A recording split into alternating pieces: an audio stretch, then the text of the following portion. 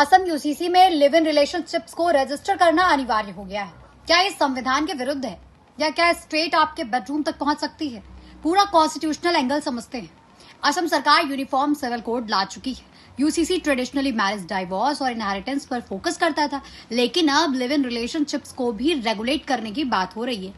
ये एक नया और खतरनाक कॉन्स्टिट्यूशनल मोड़ है, क्योंकि इस बार लॉ सिर्फ फॉर्मल इंस्टीट्यूशंस को नहीं बल्कि प्राइवेट इंटीमेट चॉइसेस को भी छूने की कोशिश कर रहा है। सुप्रीम कोर्ट इस मामले में पहले से बहुत स्पष्ट रहा है।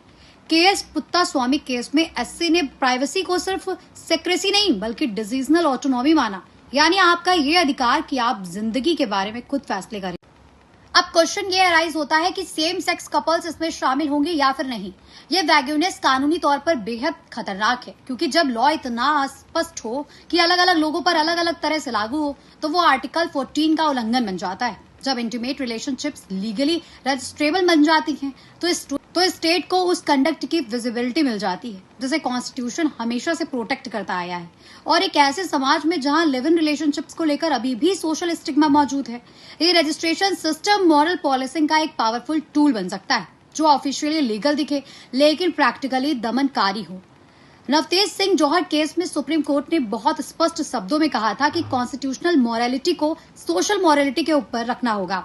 सिविल लॉ रिफॉर्म का मकसद लोगों की डिग्निटी बढ़ाना होना चाहिए, ना कि उन्हें पर्सनल चॉइसेस पर एडमिनिस्ट्रेटिव कंट्रोल स्थापित करना।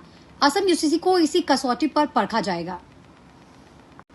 शाफिन जहां केस में कोर्ट ने कहा कि अपना पार्टनर चुनना एक फंडामेंटल राइट है। इसका मतलब साफ है कि इंटीमेट रिलेशनशिप्स एक कॉन्स्टिट्यूशनली प्रोटेक्टेड जोन है जहां स्टेट की दखल अंदाजी लिमिटेड होनी चाहिए। वहीं उत्तराखंड पहला स्टेट था जिसने लिव इन रिलेशनशिप्स की मैंडेटरी रजिस्ट्रेशन लागू की। क्रिटिक्स ने तभी चेतावनी दी थी कि इससे प्राइवेट रिलेशनशिप्स ब्यूरोक्रेटिकली मॉनिटर्ड हो जाएंगी। असम अब उसी राह पर है, लेकिन फर्क ये है कि अब कॉन्स्टिट्यूशनल स्क्रूटनी और तेज है और देश की नजरें इस पर टिकी हुई हैं।